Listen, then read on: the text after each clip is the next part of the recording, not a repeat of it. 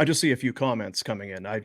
Safe to say, I'm just guessing, that the Flames would not allow the Oilers permission to speak with Darryl Sutter, right? That probably would not happen anyway. Murray Edwards doesn't want to save $4 million. What are you talking about? Well, hey, maybe you're going to pay him. What's it, 2 more years? That's the whole deal, right? It's always like, if a guy's under contract and you're paying him, that comes out of what we owe. Hey, I was asked on Montreal radio this morning, somewhat tongue in cheek, I hope, how long before Darryl is back on the bench in Calgary? I laughed the way. Do you think he coaches again? Like, I know he's still around the game, but it kind of. I don't think so. Yeah, I don't think so. I'll take his side on this. Is he not being vindicated to a certain extent? Yeah, I think so, man. Yeah, I think right? so. Like, yeah. The culture change needed. You had to move the dark cloud. You had to do all of these things, right? Yeah. It's a results-driven business. You got to win hockey games, and they're not winning. Yeah. Losing 6 in a row is not fun, regardless of who the coach is. The fun is gone. Yeah, maybe it's more fun without Darryl. Yeah, maybe. That's probably fair. I was just going to ask, is he a good fit in Edmonton? Could he crack the whip and get the...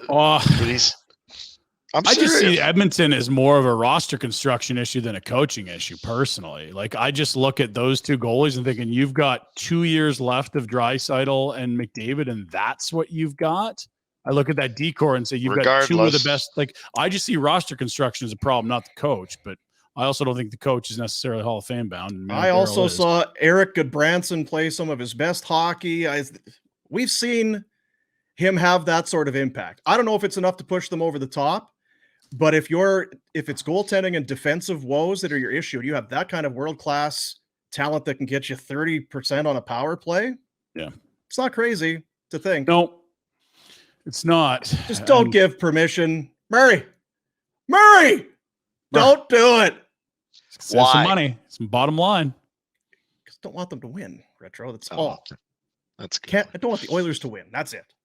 Yeah, the real parade in Calgary in the next 2-3 years is if somehow they don't lift the cup with those two superstars. That will be one of the greatest failures in the history of this league, to have someone as good as McDavid not lift the cup in his first 8 years. That would be wild.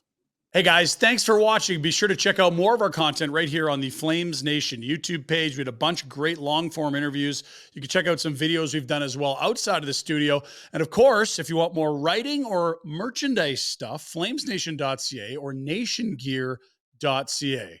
Appreciate you watching.